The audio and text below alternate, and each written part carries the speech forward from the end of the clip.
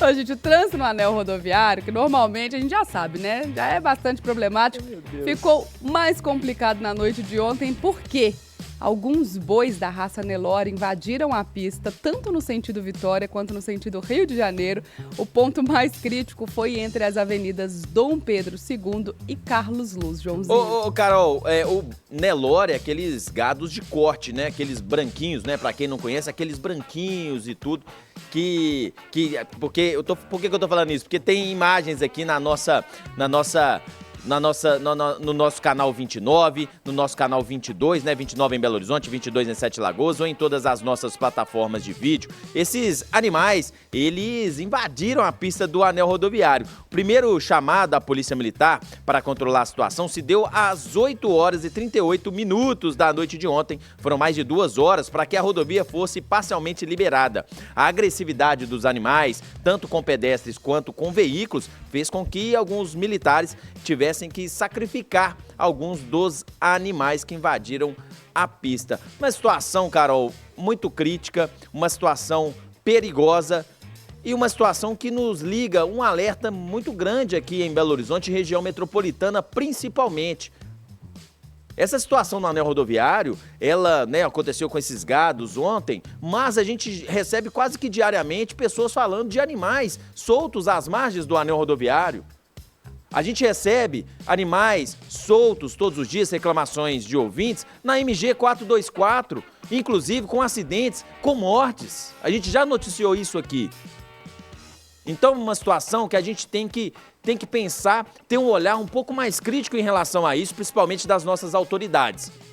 O anel rodoviário, nesse trecho, eu não me lembro se esse trecho é concedido, eu acredito que não é, já faz parte ali do DENIT.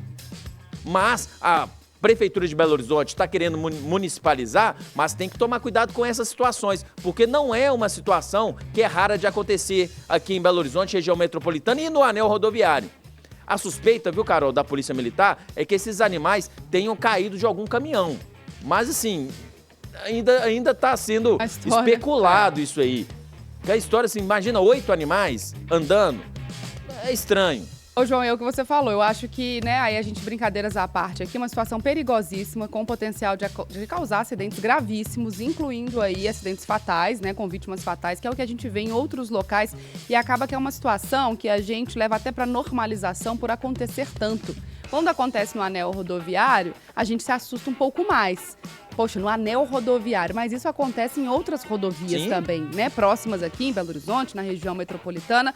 E a gente uma vez, inclusive, discutindo aqui como é que você faz para fiscalizar isso, né? Como é que você faz para punir a pessoa que foi irresponsável, por exemplo, por esses animais estarem soltos na pista, no anel rodoviário, na MG 424, não interessa onde, não deveriam estar soltos em local nenhum.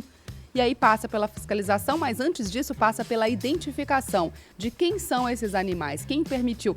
Eu acho que é aí que a gente precisa pensar nesse X da questão. A pessoa responsável precisa de uma punição, para que as outras pessoas donas de animais ou que transportam animais se sintam aí responsáveis também por cuidar e colocar esses animais no local correto. Não dá para a gente achar normal que tenha esse tipo de situação, né, no anel rodoviário, por exemplo, ou em qualquer outra rodovia de BH, região metropolitana ou de Minas. É perigo na certa, João. É perigo, Carol. E aí a gente tem que pensar em algumas maneiras. Primeiro, aumentar talvez a punição para quem, né, for dono desses animais. Essa é a primeira.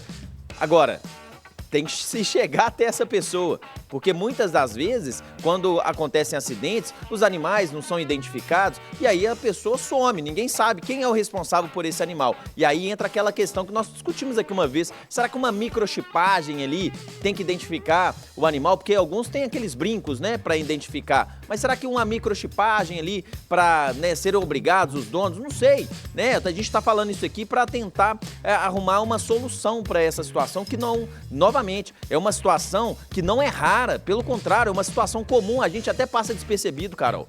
De tanto a gente passa, que tem, olha e vai, segue adiante, né? Olha aqueles cavalos ali da Raja Gabalhas, né? Já tem até, a gente olha aqueles da Raja, da Barão, Homem de Melo, porque eles ficam ali todo dia, mas ninguém faz nada. Então é uma situação crítica.